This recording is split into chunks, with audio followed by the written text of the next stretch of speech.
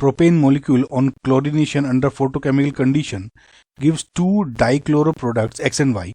Amongst X and Y, X is an optically active molecule, यानी chiral center होगा इसमें.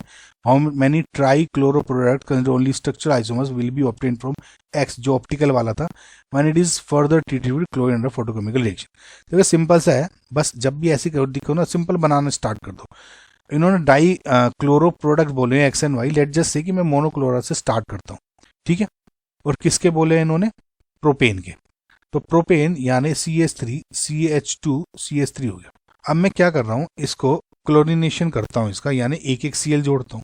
तो इसका जब मैं क्लोरिनेशन करता हूँ, उसके दो तरह के प्रोडक्ट बन सकते हैं. पहला, एक तो Cl यहाँ जोड़ दिया मैंने, और दूसरा Cl इसमें जोड़ दिया, यानी CH3 CH2 CH2 Cl. और ये कौन सा? फोटोकेमिकल वाला, यानी Cl2H सनलाइट, ठीक है, कंफ्यूज मत होना, जो फ्री रेडिकल वाला होता है. और दूसरा है CH3 CHCl CH3. समझ में आ गया? अब ये तो हो गया सिंगल, या तो इस पे या इस पे. अब इस पे करूंगा तो ये अगेन इसका सिमिलर हो जाएगा, तो दो तरह के बन गए.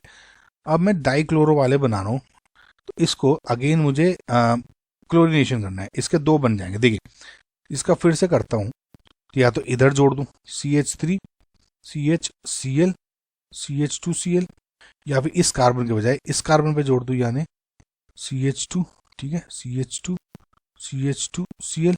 समझ में आ गया?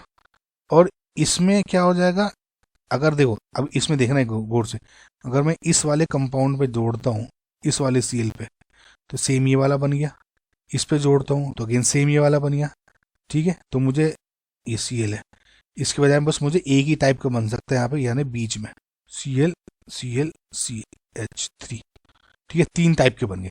अब क्वेश्चन को देखो, X and Y. X is an optical active molecule, जो डाइक्लोरो वाले बोले थे. How many trichloro products will be obtain from X, जो ऑप्टिकली एक्टिव था, उसका ट्राइक्लोरो बनाना है. ऑप्टिकली एक्टिव ढूंढो इसमें.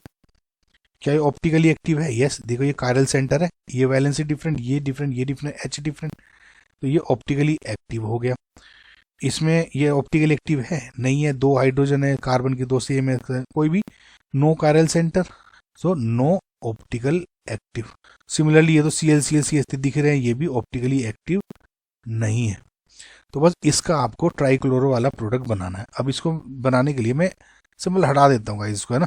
अब इसका ट्राइक्लोरो बनाना है आपको. ट्राइक्लोरो में इसके तीन तरह के बन जाएंगे. देखो, पहला बन जाएगा CH3, ये इसी H को हटा के डाल देता हूँ, CCl Cl CH2 Cl, ठीक है.